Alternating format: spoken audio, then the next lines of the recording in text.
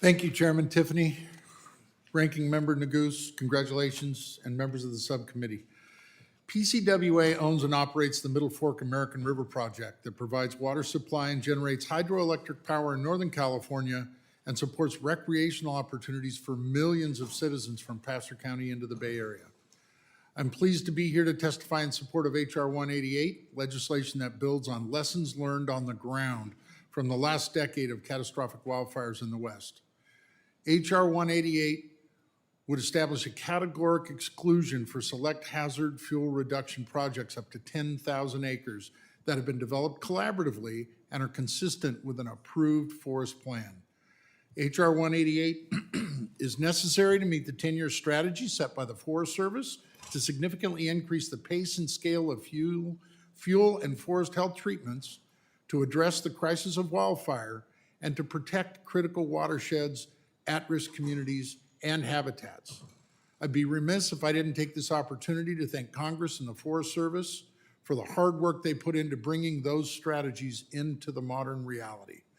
H.R. 188 will also help realize the critical investments provided by Congress in the bipartisan infrastructure law to reduce wildfire risk and restore healthy, productive forests for the benefit of everyone and everything dependent on them.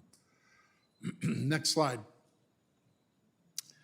Showing the footprint here of the wildfires in our forest and our watershed will illustrate why H.R. 188 and the other legislation you're considering is so critical.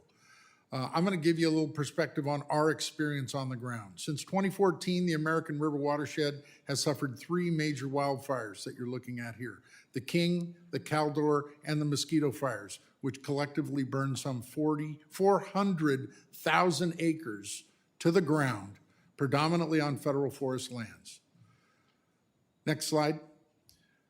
Last year, the Mosquito Fire alone burned some 76,000 acres. It destroyed power lines that deliver energy to the grid, disrupting critical power supplies for the North State grid throughout our past winter when we needed them desperately. Tens of millions of dollars were lost in revenue, and significant restrictions in power supply were experienced in that region. Further, PCW estimates that approximately 1.3 million tons of topsoil from the forest is eroding into our Oxbow Reservoir as a result of the Mosquito Fire severity and its impact subsequently on water storage. And finally, 2 major federal roads providing access to the Tahoe and El Dorado National Forests suffered catastrophic damage from the Mosquito Fire, severely restricting public access to federal lands, access to PCWA's water and power infrastructure, and limiting entire communities' access to critical public health and safety services. Those wildfires caused dramatic changes in forest vegetation structure, soil conditions, and altered stream flows. In 2014, the King Fire led us into a collaboration with the Forest Service, the state of California, and the Nature Conservancy, along with local environmental organizations, to develop our own 30,000-acre restoration project in French Meadows to address this very item. I want to thank the Forest Service for their strong commitment from the chief all the way down to the folks in the forest. That partnership has been tremendous. Next slide. As was already illustrated by the chair and in your briefing packet, the genesis of H.R. 188 was the successful use of a categorical exclusion in the South Lake Tahoe Basin.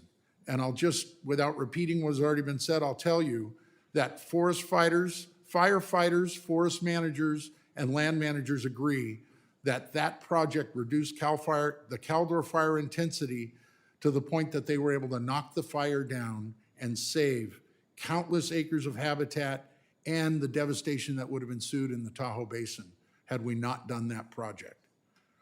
Next slide. This is our watershed. Yours, ours, all of ours. This is indicative of watersheds throughout the forested lands in the United States. We look forward to working with the committee as you advance these forest management strategies. 2 additional requests. We are looking for clear policy for short and long-term mitigation for post-fire impacts.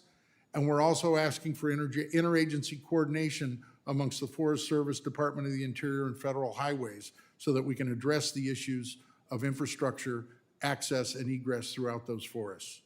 In closing, I wish to restate our support for H.R. 188, which is necessary to address fuels and forest health treatments, and we're available to answer any questions you may have.